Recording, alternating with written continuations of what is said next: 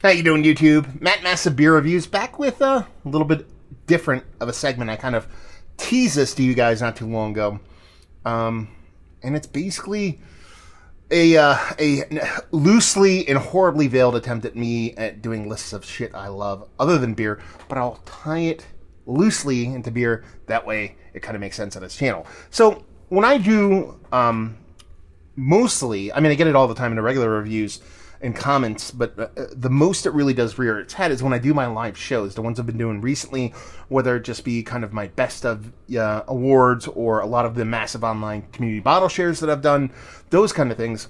People kind of randomly ask me questions about things that I kind of mention while I'm doing the live shows.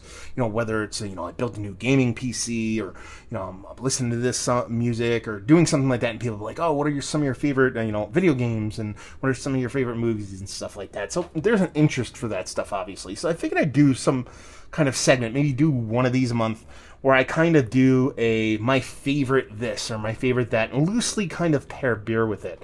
Again, it's kind of just a thinly veiled attempt at me at keeping this beer centric, but I'm going to do it nonetheless. You want to know why? Because it's my channel. I get to do it. So there you go.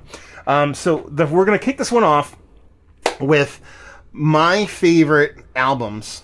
We can end that there, and the beers I'd pair them with. I have to do music first. Music means so much to me from when I was growing up. I played instruments when I was a kid. I moved on to started doing like weird electronic music. You're going to see that reflected a lot in this list. Onto having a pretty active kind of like weird underground electronic DJ career for quite a bit up and down the East Coast. And just, it's my jam. Oddly enough, I keep music to keep it very personal. So it's kind of weird to kind of talk about it. I rarely listen to music in the car unless it's on like a beer trip, oddly enough. I don't know why I do that, but I have a decent commute to my job. I go in 3-4 days a week, and I work from home a little bit, but I have a decent commute. Most of that time is actually given to podcasts and information. I like to gobble up information, but music is kind of something I get so sucked into. In the classic albums that really have moved me, I get so sucked into them. Sometimes I don't want to drive while listening to music because I won't pay attention. So it's more safer for everybody out there that I'm actually listening to podcasts more than listening to music while I'm driving. But anyway, it's probably, if you're not into music, that's weird. I don't understand how you could be that way. My dad wasn't a huge music guy, which I thought was always weird because the rest of us in my family always loved music so much. So I figured I'd start off with the thing that really kind of means the most to me. And you're going to see a big span of time here from my high school years up until almost present day with a lot of this music and stuff like that. But these are basically my 10 most, I don't want to say my favorite albums of all time. They probably are. Most of them are probably that. These are probably the 10 most influential. The combination of the two, maybe. They much the same, maybe a little bit, depending on how you want to kind of look, what kind of lens you want to look through that. But these are the 10 most influential, my favorite / albums, and what I'd pair with them beer-wise, kind of loosely tied in. So we'll just jump into it. Instead of me just yammering, I'm going to give you the album. I'll talk about the artist a little bit, and I'll give you some songs that really reflect and kind of, I think, are the best of the best when it comes to these. So first things first. This band I actually got into later in life. The album I'm going to talk about is from 2006, and it's from a band called Silversun Pickups. It's a very kind of like prog rock, not even prog rock, but just like kind of new school emo, kind of almost like pop rocky stuff. The album I'm talking about is actually their Carnavas. It's from 2006. And the reason why this album kind of just moves me, I'm probably going to say that a lot in this video, is their drummer. I love the guitars. I love the vocals. I love the tone of the vocals. They have this kind of filtered kind of sound to the way the vocals look. But their drummer, and I'm not a drummer. I'm not a musician expert when it comes to drumming. He's my favorite drummer I've ever heard in my life. He is like a metronome, and it is amazing. Some of the kind of the beats, and more specifically the way he kind of works hi-hats. I don't know, something about it just kind of turns me on. So whenever that album happens to come on or kind of pops up in my playlist, I kind of get a little locked in and get a little bit, I don't know, it's very emotional, a little emo-ish. You'll see a little bit of the trend of it in here. what would I pair Silversun pickups with? I'm going to go with a lager because of hi-hats. Hi-hats are crisp and clean and sound like sizzling bacon. So for me, when I think of crisp and clean, I think of a lager. We'll pair this one with a little bit of a Suarez family brewery, their Palantine pills, just because, you're talking about a lager, that crispness, and then you talk about that just crisp hi-hat, just makes so much sense to me. And I, one of the things I'd like you guys to do is actually kind of comment if you've listened to these bands before, if you think I'm totally wrong, or if we share some kind of similarity when it comes to things that I dig about these, and especially the kind of music or kind of beer that I would pair with these bands, because I think there might be a little bit of kind of contention when it comes to this stuff. That's kind of the best thing about this. It causes a little bit of conversation, maybe in a heated manner, because music and beer, it's very two kind of polarizing things. Songs that I would kind of look towards if you've never heard of this band or you're familiar with them from that album, the Carnavas album, would be Common Reactor and 3 Seed. I mean, 3 Seed is kind of like the emotional kind of down tempo thing that kind of I dig about this band at sometimes. So that, from a more kind of emotional standpoint when it comes to listening to music, is what I go to. As far as just me just kind of crushing on the drummer and what he does, and those hi-hats more specifically, those crisp, clean kind of hi-hats, Common Reactor, just listen to the drummer, man. It's not like he's wowing you with this crazy overt technical stuff, but the way he how clean and crispy is in combination with, he does a lot of off-time stuff and never, ever, ever misses a beat. Absolutely fantastic. Number 9, I'm going to go with, this is going to be where we start diverging to stuff that maybe some of you guys would be like, he really listens to weird shit like this? We're going to talk about a band called Super Collider. It's a very important band to me, and we're going to talk about their album called Raw Digits. They did only 2 albums. They did one called Head On, which came out first. It came out in 1999, and then they came out with the album called Raw Digits in 2002. It was kind of hard to pick between the two, and I went and listened to both of them multiple times to kind of, just be like, which one's going to do it for me. And I settled on Raw Digits because it's a more soulful performance. A little bit of background about these guys. There's basically 2 guys in the band. There's a guy named Christian Vogel, who is one of the best electronic music producers in the history of the earth. I believe, he pretty much based out of Brighton, England. I'm not sure where he is now. And along with him is a guy named Jamie Lydell. He did much the same. They released a lot of their weird electronic music on a label called Sativ out of England, and it's some of my favorite techno electronic music out there. This is not techno electronic music. Sure, they're actually using electronic instruments to create sound, but it's a vocal based albums. Both of them are, and it's basically Jamie Lydell and Christian Vogel creating kind of more traditional rhythm, string-based music with electronic instruments, and having Jamie Lydell sing over it. Now, that name might be a little bit familiar with you guys, because Jamie Lydell has actually become quite a big musician.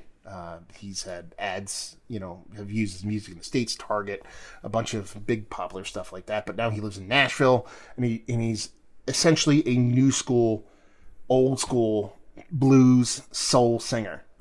Some guy from England is a great Nashville soul singer now.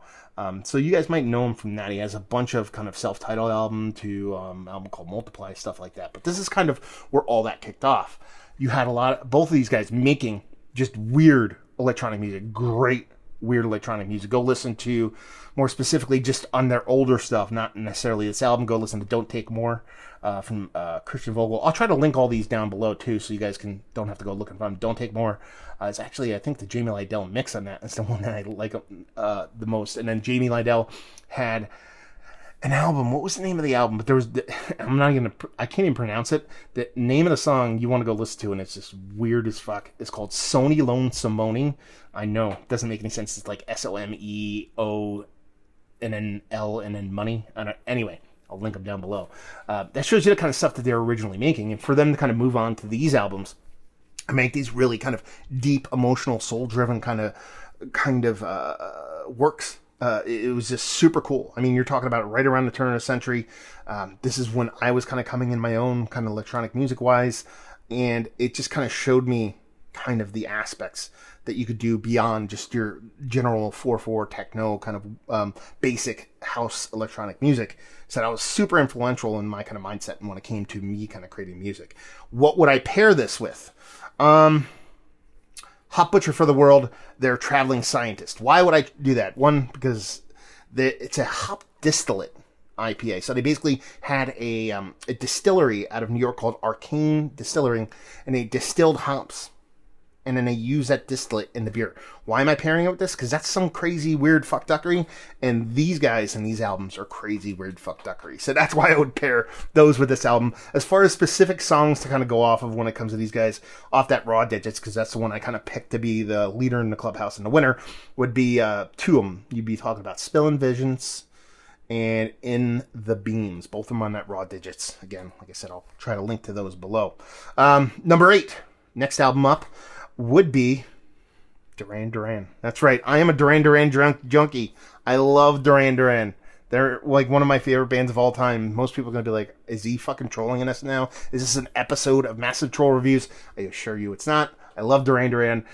You know, I have a brother that's 10 years older than me. I have a sister that's 9 years older than me. I have a brother that's 8 years older than me. And I have a sister that's 3 years older than me. I was born in 76. I grew up in the 80s. Duran is kind of a rite of passage, especially when you learn music from your older siblings. You know, during that time, you know, it's kind of I love Prince. I love a lot of these 80 bands, but Duran really does it for me because I think they're really a good band, and they also do really easily digestible pop music. Rio is the one that everybody knows about album-wise, and I'm not going to spend much time talking about how much I love them. I just think they're fantastic. There's no kind of like deep meaning to what I love about the band. I just like them for what they are. I like them because they're delicious. So what am I going to pair it with? I'm going to pair it with a fucking Milkshake IPA. Want to know why? Because they're fucking delicious if they're done right. They're a little bit fluff. They're a little bit pop music. They're kind of just, you're a little embarrassed that you like them, but when they're really good, you're like, okay, this is really fucking good, and you don't have a problem saying it. So we'll go with Tired Hands, the OG Milkshake, their strawberry milkshake they did with Omnipollo originally. I remember having that for the first time. It was the first Milkshake IPA I ever made. I had it on draft at Turst in Brooklyn a couple years ago, and it was fucking awesome. So that beer was fantastic. It was a little bit of kind of a what's the word I'm looking for? A little guilty pleasure. Duran Milkshake IPAs. Anyway, that was number 8. Number 7, we're starting to get a little. This is the weirdest album you're gonna find on here, and this is gonna be obscure shit. I'll definitely link to this one because this is fucking weird stuff. Mike Dred and Peter Green's Virtual Farmer. Now, when we go back to the Super Collider album that I was talking about, that, when I said it kind of opened my eyes to what music could be, electronic music could be, and how you could use it in a more mainstream avenue while still being very creative with electronic music. A lot of people look at electronic instruments and look at electronic music in a very simplified, kind of dumbed down kind of way. They're like, oh, it's not real music. And that's where kind of, Super Collider kind of took that and kind of elevated that.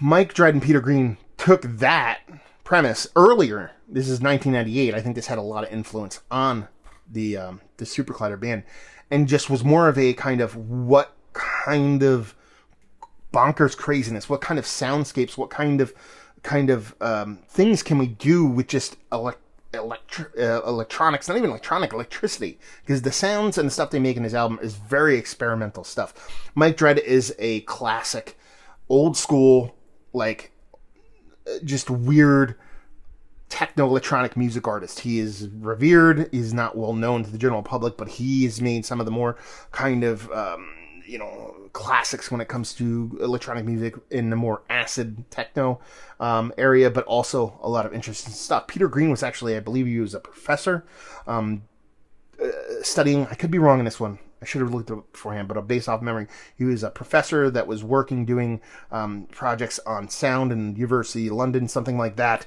kind of talking about sound and stuff like that. Kind of teamed up and he made this album, and it's just weird. It's just a mixture. It's a mixture of analog electronics and recorded sounds and voices, and the way they kind of layer it together and the way they pattern it. That was more not so much that we can bridge the gap like Superclutter did from electronic music to a bit more mainstream. This is like what is possible to be done with this. And it just kind of broke doors down. I actually, when I first heard this album, I put it down and I hated it and I never wanted to listen to it again because I just didn't understand it.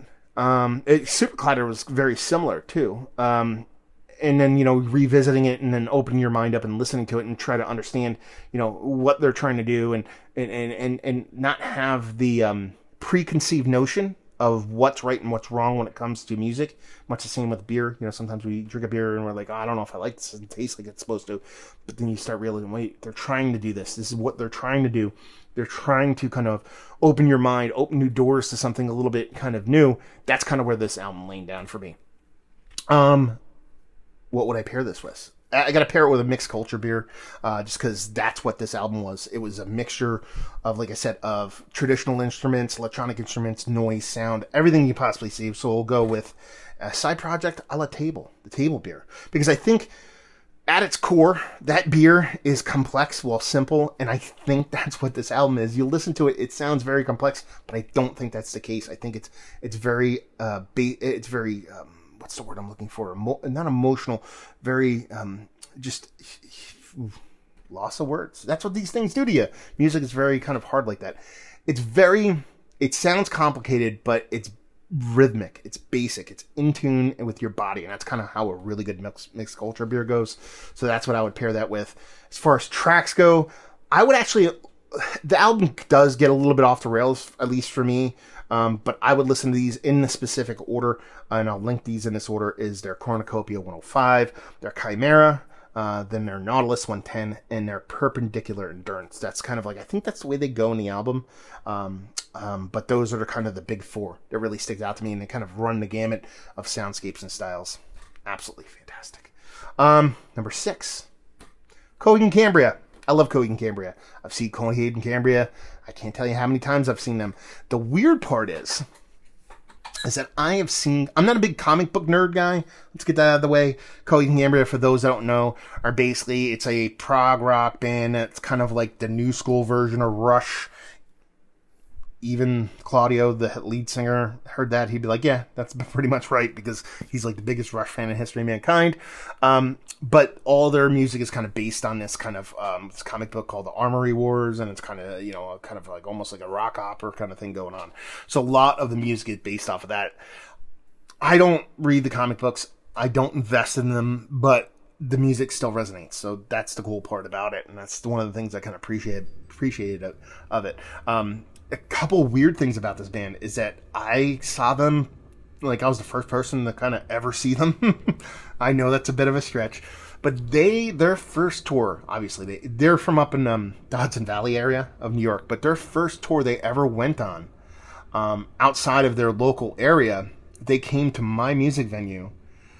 Oh God, I don't remember. 1998? I don't remember when it was. 99, 2000, somewhere right around there. I still have the flyer. They were opening up, or they're opening up for another band. So it's like, to see them then and to listen to them over the years. Now, actually, I've seen them more over the past several years than I have ever, and it's probably by far and away one of the best concerts I've ever been to. I actually have tickets to go see them in August, so I'm still going to see them. And it's, if you like their music, and if you get down with it, and you've never seen them live, you owe yourself to go see it, because every time I've gone, it's one of the best concerts I've ever gone to. The band's great live. I've seen them done acoustic stuff. I've seen them done big, huge rock hall, concert hall kind of stuff. Is that no matter what show you go to, almost every single fan is going to sing every single word of every single song at the top of their lungs. To have that level of crowd engagement and involvement in a concert is amazing. What album am I talking about here? We're going to go with In Keeping Secrets of Silent Earth 3. It came out in 2003, so you're talking about, a good 17 years ago. Holy shit, that's insane. I love that album. The album through and through is absolutely fantastic. And a one song, actually, got to pair it first. I want to do that before I do the song. I'm going to pair this with a Belgian quad. I don't know why, honestly. I don't know why I picked the Belgian quad on this one. It just kind of made sense. And I said, well, don't overthink this. He thought Belgian quad make that what it is. I put a little twist on it. I went with La Trappe's Oak Aged quad, specifically batch 16. Why did I do that? That I did on purpose because La Trappe is one of my favorite Belgian quads. It's robust. It's, it has a big banana phenolic, but at the same time, it's, classic Belgian candied sugar through and through. It's one of my favorite quads. When you add batch 16 in the book, which is their barrel aging program at La Trappe, is bonkers. Super creative across the board. They're very technical about what they do. I actually take their barrels and break them down to percentages of what's in each batch. So if you were to go on La Trappe's website, look up batch 16, it would tell you exactly it's 20% this barrel, 30% that barrel, 15% this barrel. And it could be anything from Muscat to, Chardonnay barrels to whiskey barrels to Scotch barrels. And that's kind of where it made sense pairing this, because how technical that, Coheed and Cambria can be with their music. It kind of made sense to kind of do this one beer. And it's a bit surprising too, which is, to me, is kind of how Coheed operates in and of themselves. They can have really down-tempo songs that work, super metal forward, almost hardcore level stuff, melodic rock. They run the gamut. So this beer is a Belgian quad that kind of drinks like a Belgian old ale that has banana. I mean, it's all over the place, but it's very technical and it's very precise, and it just made sense when it comes to pairing that album with this specific beer. So there you go. And the song I'm talking about is The Crowning.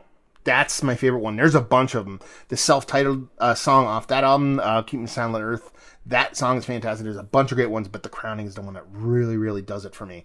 Go listen to it.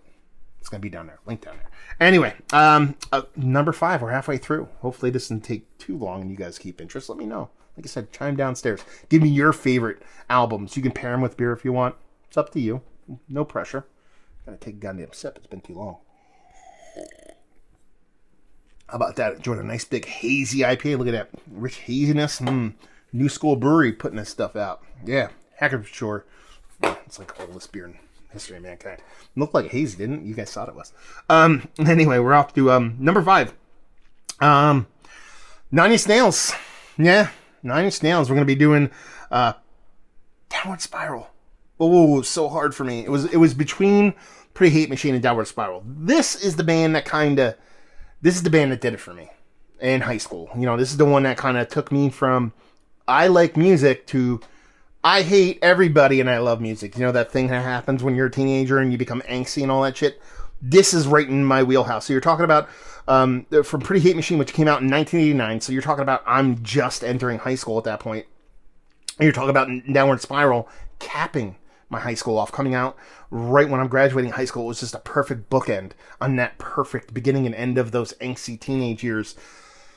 Man, the music that came from 9 Inch Nails, and it still does, because there's new stuff is absolutely amazing, and some of the kind of score and music score work that Trent Reznor does nowadays is absolutely fantastic. These were crazy albums. I mean, there was nothing like it. You're talking about Pretty Hate Machine and Downward Spiral. At that point, it's pretty much all Trent Reznor doing everything. The vocals, the sound, the guitars, the drums. It basically is like Super Collider, except real instruments. I mean, there's a lot of synthesizers and electronic instruments involved, but it's all him, all the time, doing everything. Now, obviously, when he goes on tour, he gets band members and stuff like that, but up until that point, it's pretty much him doing everything, which was fucking awesome. And it was really hard to pick between those two, because Pretty Hate Machine, since it was the original, it was the one that really kind of just, was like, holy shit, wow factor stuff. But, Downward Spiral, it just had, across the board, I like the songs better. From stepping back and kind of stripping that kind of newness, the first thing I ever had, that Pretty Hate Machine bias that I think everybody had when they first heard it, and it kind of hit them. It's a more mature, it has, closer on it. Fuck me like an amble. So, maturity, take that for what it's worth. But it just had a more mature, more robust sound. And it's crazy because it's a lot of the bands that I previously covered all mashed into one. There's technical, there's soul, there's, experimentation, there's, growth. There's so many different things here. Crispness, cleanness. There's like, everything is kind of mashed together in there.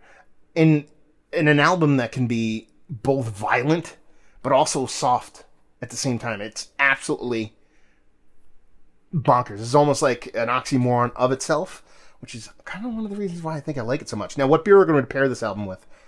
American barley wine / strong ale. Just kind of makes sense because that's kind of how American barley wine strong ales. They're just like big, robust beers that could be like hop forward and crazy, but at the same time they have this kind of caramel, raisin-y, figgy thing that's very soothing. So, and it's kind of hair on fire while at the same time being comforting and welcoming. It's pretty much 9 Inch Nails to a T. Which beer did I pick? Hair of the Dog. Kind of makes sense to me. Cherry Adam from the Wood.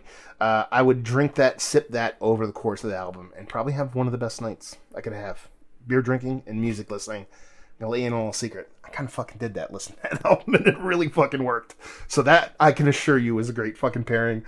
Songs. This is where it starts to get a little bit kind of shitty, because I have a hard time kind of recommending just one song. You're gonna get a bunch of them right here. So, again, down below, they'll be linked. You go listen to. We got Ruiner, Eraser, Reptile, Closer, and Hurt. Those are the big ones. That's almost the whole album. This is an album you need to put on. You need to crack open that cherry from the wood and drink it. Don't hit fast forward. Don't skip tracks. Listen one to the end. Done. That's how this album is supposed to be. That's how all albums should be listened. But the really great ones do it really well, and that's where this one does. Now, Hurt is really important for me. I'm going to link that video specifically down below. I'm not going to link the actual legit video. And this is one of the coolest things that's I've seen in quite some time personally for myself, is that while I was doing research for this beer pairing, I was basically popping back and forth between Spotify and YouTube, depending on what was available. And I fucking found the video of Hurt being played pretty much for the first time. It was the first tour they ever played it, from the actual concert I was at in 1994. I'm not going to cry. I got a little misty-eyed there watching the video. Some knucklehead in 1994 drug a fucking camcorder into the Philadelphia Spectrum. And it's the first time I saw 9 Inch Nails. This is like, that was it. The music was great beforehand. I loved it. It's the reason why I went to go see them. But when I saw them live, blew me away. It was a cool concert. It was a Jim Rose Freak Circus open up for Marilyn Manson, who opened up for 9 Inch Nails. Great concert all around. It was back then, people are sneaking in cigarettes, people are smoking weed, everything's crazy, going all over the place. And the concert was fantastic. But the last song they ended with was Hurt. And you'll see in a video they linked before, and you might know this if you've seen a video. And oh, by the way, Hurt, yeah, that's from 9 Inch Nails, not from Johnny Cash. Let Johnny Cash use it. But anyway, so the concert ends and it's just dark, and we're like, okay, that's it. Encore, encore, encore, nothing. I'm like, okay, concert's over. It is what it is. Great show. But you hear like a little bit of sound in right now, and you're like, they're not breaking down. Something's going on. And it's pitch black. You can't see anything at all. Well, they lowered down like a screen, a transparent like screen that you can project an image onto. And it's the size of the Spectrum, like from the ceiling to the floor. Like, it's gigantic. It's got to be stories high. And then he sings Hurt from the album. You could see him through the screen. And on the screen are all these crazy, weird images of like, war and kind of decomposing animal bodies, all kinds of weird stuff. It's like, was the seminal kind of concert experience for me growing up. It was just, I still get goosebumps thinking about it today. So when I actually was doing this research and find the actual video of the concert I was at, it was just, I get a little misty-eyed right now just thinking about it. It's fucking awesome. So go do that. Getting towards the end here. That was a fucking really good one. Number 4. Baby making music right here. This is to me, I can listen to this music a couple different ways. This is baby making music. And do that. This is driving down the highway or back roads in a little bit of a foggy darkness at night.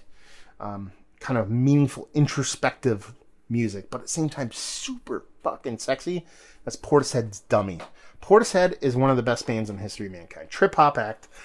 Basically, live albums with a DJ and one of the most sultry, best voices in the history of mankind.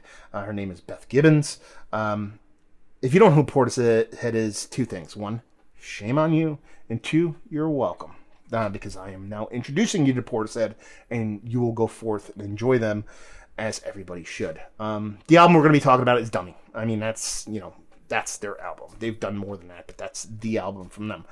And it's just down-tempo, trip-hop, soulful, soulful music. That is literally, if you don't feel anything listening to this album, then you're fucking stoned.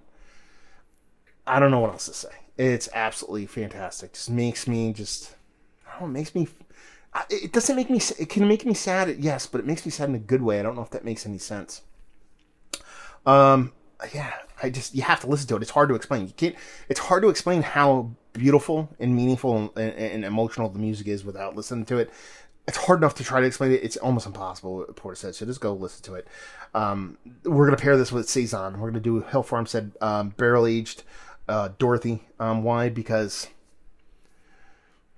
wine barrel-aged Dorothy. I want to kind of tall glass of a wine-influenced beer, and I want to sip that whole 750 throughout the whole album. Where you're drinking that, that hair on fire American barley wine during Nine Inch Nails. Yeah, I just want to sip this and be introspective. So that's the kind of beer that kind of made sense to me. The whole album's great. It's another one of the albums you want to start to finish, drink that whole 750 from start to finish and just listen. Don't skip anything. But if you're gonna, for me, the track that really does it for me is It Could Be Sweet. That's the name of the track. That's my favorite one off of there. And it more specifically, if you want to know the most sexiest thing I've ever heard in music, It Could Be Sweet. Go to the 3 minute 24 minute mark, 3 minute 24 second mark. At that time, she finishes her chorus, It Could Be Sweet, and she licks her lips, and you can hear it and breeze, and it's just, my wiener gets hard every time I hear that. It's the sexiest thing in music, in the history of mankind. I gotta stop, otherwise the table's gonna move up a little bit. Anyway, we're on to number 3. This was a really hard one, not because of who it is, because of the albums. Because I think this is going to be like a kind of a point of contention for a lot of people. And that is Tribe Called Quest. It's one of the most important albums I ever listened to in my life. And that album that really influenced me was Low End Theory. But that came out in 1991, so you're talking about me being, a sophomore in high school, so I'm knee-deep in that angstiness. Going from my Nine Inch Nails faves, opening up my mind. I was into hip-hop before that, but this is the band that really kind of connected for me. But I'm going to pick Midnight Marauders, which is actually a couple years later, their kind of follow-up album to that, as my favorite one of the bunch. Low End Theory is fucking king shit of fuck mountain. It is one of the best albums, period, let alone hip-hop. Otherwise, it's fucking awesome. But I connect more with Midnight Marauders. I know that's the point of contention. People are going to be like, you're fucking crazy. Low End Theory did it all. I understand that, but much like how, Pretty Hate Machine was the original one, but Downward Spiral kind of was a little bit more mature, a little bit more kind of grown up, I guess you would say. That's kind of how Midnight Marauders worked for me. And that's it. I mean, listen, my two favorite rappers in the history of mankind are my two favorite rappers in the history of mankind are Q-Tip and Phife. Phife's dead. That fucking sucks, because he actually was my favorite. But that also means you have these memories of these people. They always last. I think he is one of the best lyricists. I think he is one of the best rappers of all time. And I believe it shows through the best in Midnight Marauders. More specifically, actually, we're going to pair it first. I was going to do that again. What I'm going to pair this with, I'm going to pair it with Utopias. Why? Because I kind of want to drink whiskey to this album. I kind of want to just sip on some scotch during this album, but we have to do beer. So the closest thing I can find to scotch is Utopia. So that's why I picked that one, because I just want to drink whiskey. Anyway, what are we going to drink it to? Two songs off here. One, Electric Relaxation. That song is fucking fantastic. I mean, that track is just the beats alone. I could listen to a beat non-acapella version of this album and be just as happy. So the music of this album, the beats, the way they drive, the way the bass lines they work, how much of the 808 they use, all the bits and pieces of it that are just simple but very well thought out, choreographed portions of the album are absolutely fantastic. And that's kind of where it comes through in Electric Relaxation. The best song, though, was Award Tour. Award Tour is my favorite hip-hop track in the history of mankind. I love it. How much do I love Award Tour? if someone said, put a gun to my head and said, you have to rap, you have to throw down lyrics to one song, and you got to get like 85% of it right, on point, or I'm gonna shoot you. It's a war tour, and I'm pretty sure I'm not getting shot. You know what I mean? I'm good on the Q-tip side of things. That's not complicated. Fife's a little bit harder, but man, I can wreck that shit. Like, that's the only one where I feel confident. I would pull that shit out like at karaoke. That's how fucking good I am at that stuff. Now, listen, I do it in my car by myself, so I probably suck at it. But you're talking about, you know, two of the greatest lines in my eyes when it comes is in hip, not all of music, let alone hip hop, is I don't let statues tell me how nice I am. That's fucking heat. And fucking paint that garbage to St. Elsewhere. I love those two lines, and man, after this is done, I'm gonna listen to that, and I'm gonna go through it. I'm gonna throw down all the lyrics on that. I'm gonna sing it while I drink my delicious Hefeweizen. And I already paired that with Utopia, so we're done with that. We're down to 2 more. Okay, here we go. Number 2. This was kind of a hard one. God damn it, this isn't working right. Oh, you son of a bitch. I don't know why it's not working. I can't see my bottom one. We'll get to it. Anyway, number 2, a band called Elliot. A lot of you guys probably don't know who Elliot is. They are kind of one of the original kind of emo hardcore bands. I forget where they're from. But this album is their False Cathedrals. Came out in 2000. So you're talking 2000, you know, my 20s, early 20s. Very emotional, very angsty. And, yeah, man.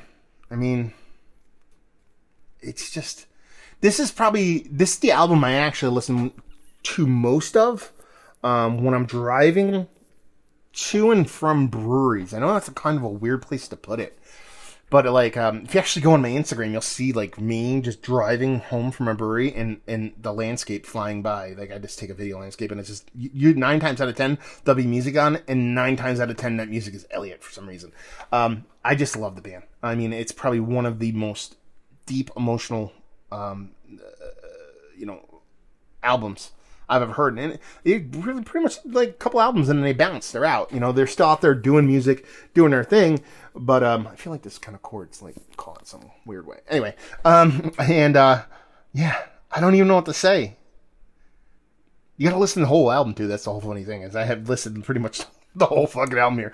But it's one of those things where it's like it's hard to explain how kind of emotional and tapping that Dummy was from Portishead. It's the same thing with Elliot and False Cathedrals. I'll link them down below. All the tracks I'm going to mention.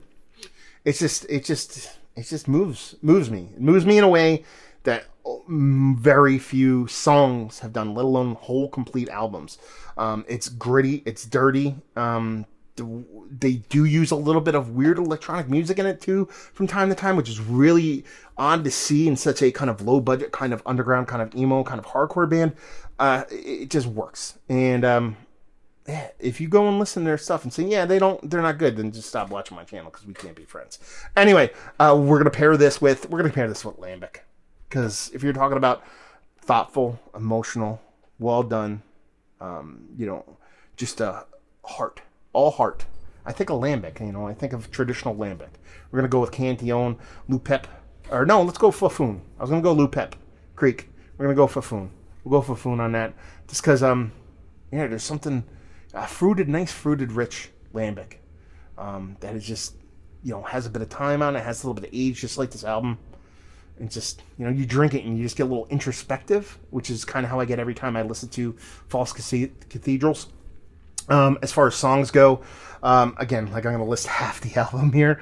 We're going to go Common Americans. We're going to go Blessed by Your Own Ghost, Cavalry Song, Dying Midwestern, Shall Like Your Breath, Superstitions and Travel, Carving Oswego, Lie Close, and Speed on Film. I think I omitted like 2 tracks from the whole album. So listen to the whole album.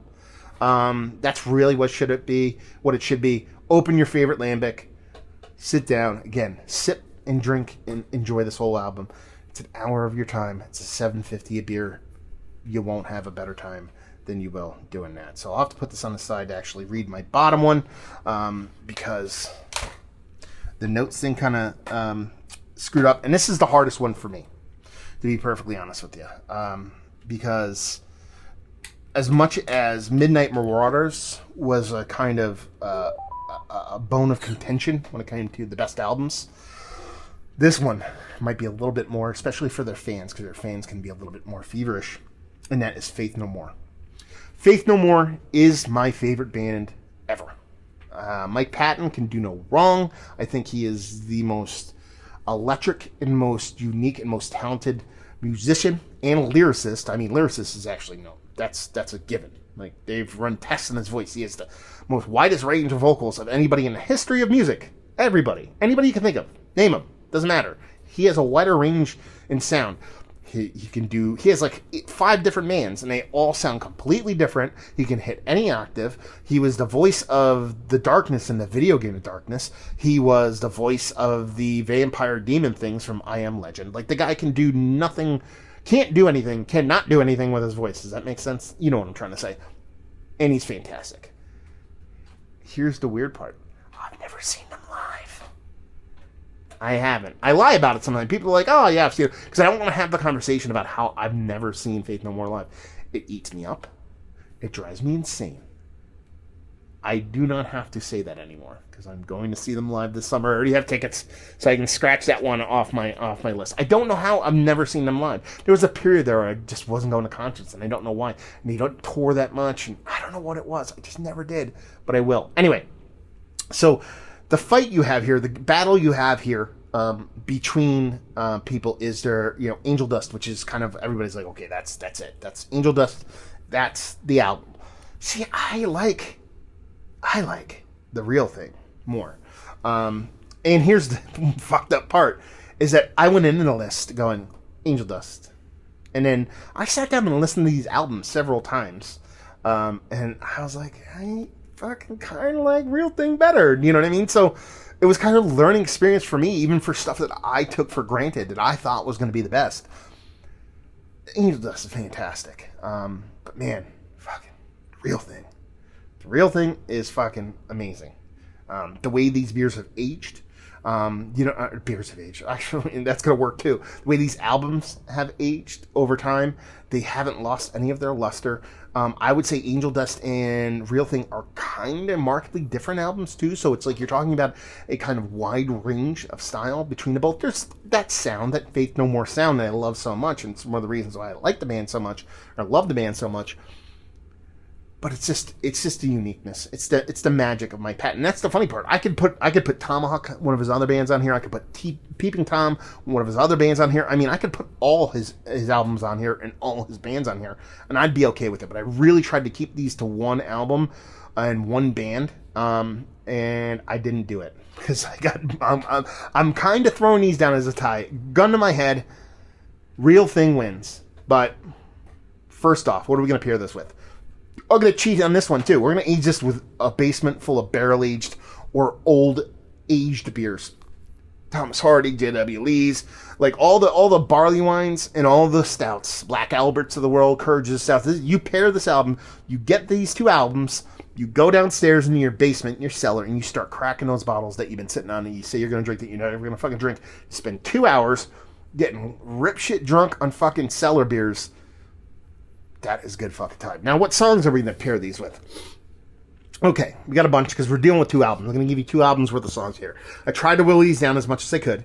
But out of Angel Dust, Land of Sunshine, Caffeine, Midlife Crisis, RV, and Be Aggressive. I mean, those are the greatest hits from that album. The whole album's great. You should listen to both of them throughout. But those are the must-haves.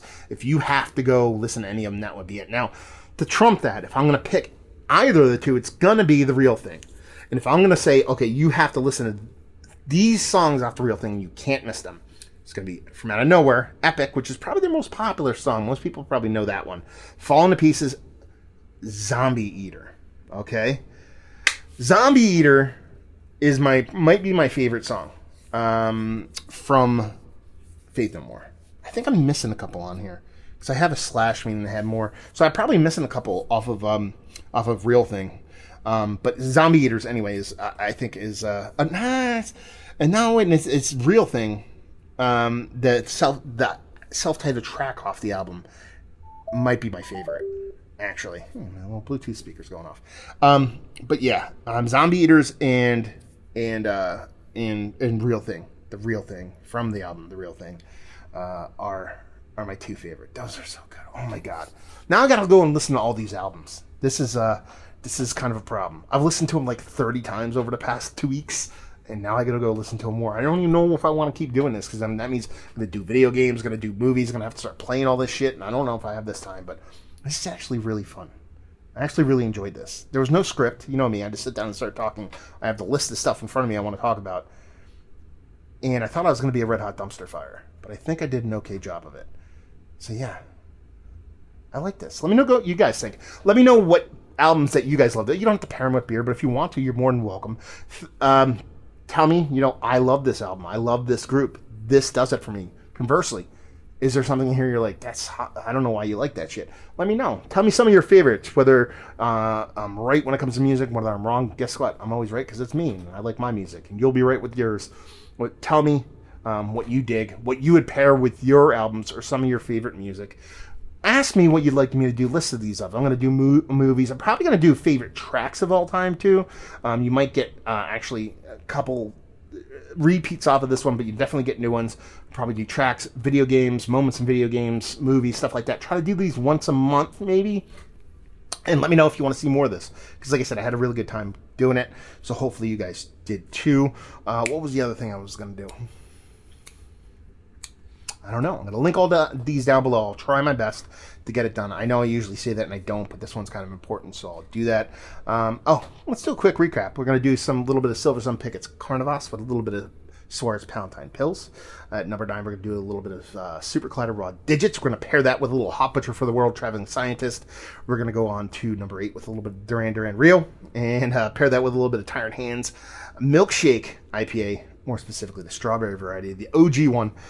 Next up, Peter Green and Mike Dred doing their Virtual Farmer. We're going to pair that with a little bit of Table Beer from Side Project. Number 6, Coheed Cambria. We're going to pair there. In Keeping Secrets of Silent Earth 3, a little bit of a Trappe Oak Age, number 16. Hair of the Dog, Cherry of the Wood gets paired with 9 Inch Nails and Downward Spiral. We pair a little bit of wine barrel aged Dorothy with a little bit of Portishead Dummy in that Beth Gibbons 3 minutes 24 seconds. It could be sweet, I'm telling you. A little bit of Low End Theory and Midnight Marauders. More Midnight Marauders. Like I said, with a little Tropical Quest, we're going to go Utopia, sip on through that. A little Fafoon, a little Elliot, a little False Cathedrals, and finishing up with Faith No More. We're going to go both Angel Dust, more specifically. A Real Thing, we're going to sit in our cellar, and we're going to chug beers along with that one. So there you go. Hopefully you guys enjoyed the little beer pairing. With music thing, my favorite albums I'd pair beer with. If you guys did, like I said, chime on down there. Give me some of your favorites. Let me know where you agree with me and where you don't. Hopefully you guys enjoy this little new segment. Hopefully you enjoy the new ones coming up after this. Hopefully you give me some suggestions. Hope we'll see you next time. Cheers.